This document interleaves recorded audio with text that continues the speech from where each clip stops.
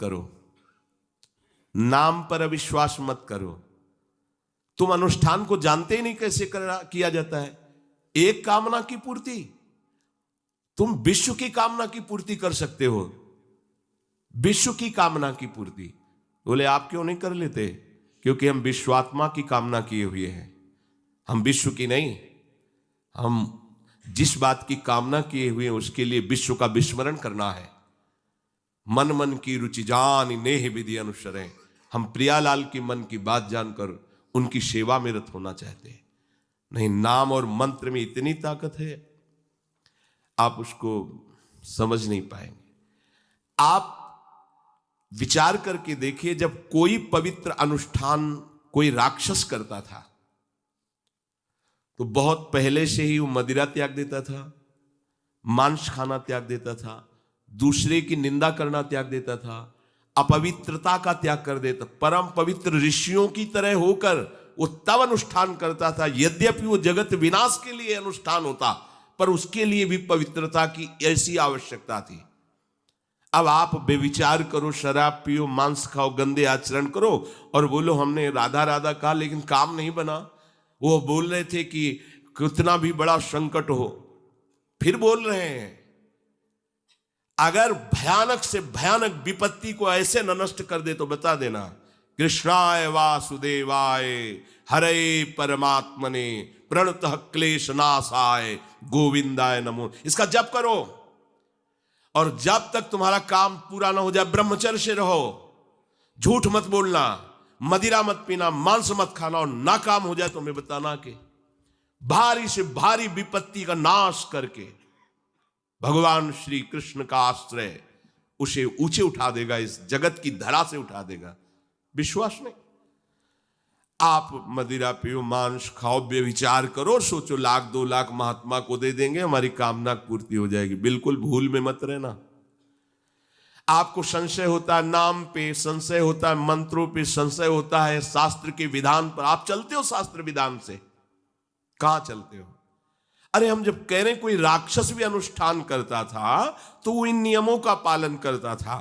इतना अनुष्ठान में कि मेघनाथ को पैरों से मार रहे हैं बंदर भालू, पर वो ना मंत्र छोड़ रहा है, ना हिल रहा है, ना उनकी तरफ देख रहा है। इतना सहनशील होना चाहिए अनुष्ठान के लिए।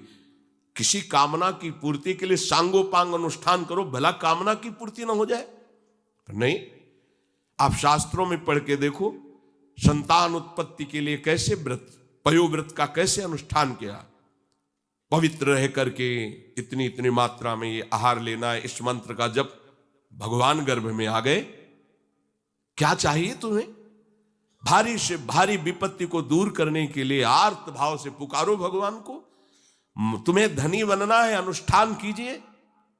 हम कह रहे किसी विशेष मंत्र आदि की तरफ ना बढ़िए, बोलिए राधा राधा। क्या चाहिए आपको? कृष्ण कृष्ण बोलिए। सब मंत्रों का सार है नाम में, आप बोलिए तो नाम। पवित्र होइए, गंदे आचरण छोड़िए। क्या चाहिए आपको? भगवान का नाम जहां गूंजता है वहां ऐश्वर्य अपने आप चरणों में लौटता है।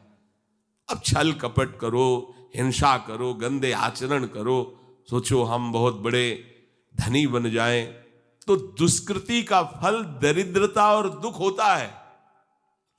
सुकृत का फल ऐश्वर्य और सुख होता है।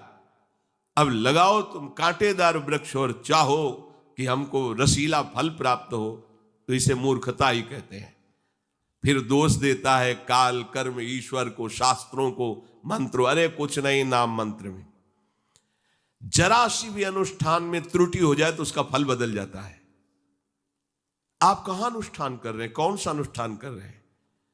सबसे पहला नियम अनुष्ठान का होता है पवित्र आचरण, ब्रह्मचर्य, सत्यवाद, पवित्र भोजन, संयम से। कोई भी अनुष्ठान कर, किसी भी विषय का अनुष्ठान करके देखो, अभी हो जाएगा। ये तो हमसे नहीं होगा, तो फिर आप बड़ी बड़ी कामनाएं करते हो, हवा में कामनाएं पूर्ण हो जाएंगी।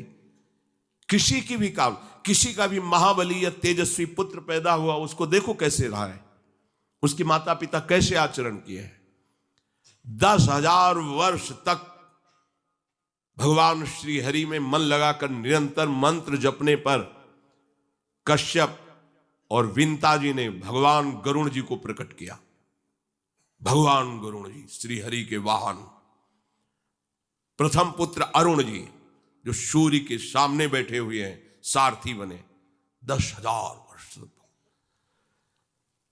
करदम जी भारी तपस्या करके पत्नी प्राप्त कर रहे हैं, तो भगवान स्वयं कपिल देव जी के रूप में अवतार ले रहे हैं। बिना भजन के, बिना पवित्रता के, बस कामनाओं की पूर्ति, हवा में कामनाओं की पूर्ति हो जाएगी। मनमानी आचरण, कुछ नींबू काट दो, उसमें सिंदूर रख दो, या कलावा बांध दो, या अंगूठी बांध लो, या जंतुर मंतुर बांध लो, भस्म, इनसे कुछ होगा? कुछ नहीं होगा। राधा राधा राधा राधा राधा, जो कर चाहोगे हो जाए, पर पवित्र आचरण, साथ में पवित्र आचरण हो। एक किसान भी अन्न बोता है तो खेती को तैयार करता है। आपको अपने हृदय की भूमि तैयार करनी होगी। कामना पूर्ति के लिए ऐसे थोड़ी चला जाता है। देखो ना, ऐसे एक चपत लगा दी सुरुचि ने, क्योंकि उसकी रुचि के खिलाफ हुआ कि वो पिता की गोद में बैठना चाहते थे। छत्री बालक माता के पास गए, उनका नाम सुनीति है। वो सुंदर नीति से चलती है, वो रुचि से चलती है, सुरुचि अपनी रुचि, और वो सुनीति सुंदर नीति से चलती है।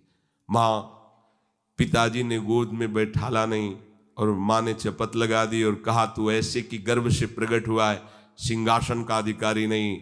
अगर तुझे सिंहासन पर बैठना है तो जा तपस्या कर और मेरे गर्भ से प्रकट हो। तपस्या इस बात की कर कि मेरे गर्भ, तब कहीं तू पिता की गोद में बैठ सकता है। बोले हाँ बेटा। महाराज तो मुझे दासी भी मानने के लिए अब तैयार नहीं है।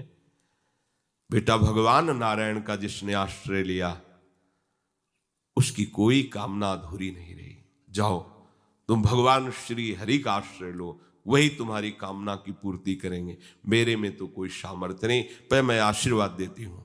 मेरा आशीर्वाद कवच की तरह तुम्हारी रक्षा करेगा। 5 वर्ष का बालक चला भगवान की प्राप्ति के लिए। वो प्रेम नहीं चाह रहे हैं, वो पद चाह रहे हैं। कैसे जीवन व्यतीत किया देखो। 6 महीने की बात। बोले 6 महीने में, 6 महीने में एक छोटा सा बालक इतना कष्ट सह रहा है। 6 महीने तो बहुत समय हो गया। भगवान तो इससे भी बहुत करुणा में एक आर्त पुकार में उपस्थित हो जाते हैं। एक बार जिन नाम ली हित सो होय अति दीन। अगर कोई कामना नहीं है, केवल प्रभु की मिलन की चाह है और हृदय आर्त भाव से पुकार दे, तो दूसरा नाम नहीं लेना पड़ेगा। एक बार जिन नाम ली हित सो होय अति दीन, ताको संग न छाणहि ध्रुव अपनो कर लीन। ये महारसिक शेखरों के वचन है, कोई ऐसे मिथ्या वचन थोड़ी। श्वास को भी रोक लेते हैं। भगवान का जो मंत्र श्री देवर्षि नारद जी ने दिया उसी का ध्यान कर रहे हैं। ऐसा पद मिला कि सप्त ऋषि परिक्रमा करते हैं। ना उनके पिता को मिला, ना उनके पितामह को मिला। इसके आगे तो है ही नहीं। एक उत्तानपाद, महाराज मन, ब्रह्मा, बस ऐसा पद मिला कि किसी को पद नहीं मिला। पर आप देखो कामना की पूर्ति के लिए कैसे निष्ठावान होकर के, प्राणों को समर्पित करके भगवान की आप बीड़ी सिगरेट पियो, प्याज लहसुन मांस मछली दुनिया की दलित दुराएं करो, हाँ हमारी कामनाओं की पूर्ति हो जाए। बेकार बकवास करते हैं लोग आकर। परमार्थ को एक हंसी बना दिया है, एक मजाक बना दिया है। संतों को एक नाटक बना दिया है। संत मार्ग को एक उपहास का स्वरूप बना दिया है। हमारी ये कामना की पूर्ति कर दो। उनका जीवन कामना की पूर्ति के लिए तुम्हारे है। अरे तुम्हें निष्काम करके भगवत साक्षात्कार कराने के लिए कि ये छोटी मोटी जिनमें तुम फंस कर तुम्हारी दुर्गति हो रही, उसी में और वो बढ़ावा देने के लिए। पर संसार तो अपनी बात मानता है, उस ना शास्त्र की बात मानता है ना संतों की। भगवान कह रहे हैं वो सुकृति है जो मेरे से धन चाहते हैं, दुष्कृति तो आ ही नहीं सकता। तो आप सुकृति के आचरण करो।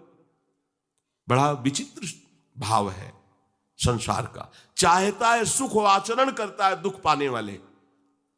दुष्कृति करो, पाप करो, सुख चाहो, कैसे हो सकता है भाई? कैसे हो सकता है ऐसा? तुम सोचो हम अपने बल से कर लेंगे, तुम्हारा बल काम नहीं करेगा। जब थोड़े दिन की स्वतंत्रता दी जाती है, जाओ आप 50 वर्ष, 60 वर्ष, 80 वर्ष आपको समय मिला है। आप चाहे घोर पापाचरण कर लो और चाहे बहुत बढ़िया तपस्या भजन पुण्य कर लो, छूट है, आपको विघ्न नहीं पहुंचाया जाएगा। हाँ, कोई महत अपराध कर दोगे तो फिर तो बख्शा नहीं जाएगा।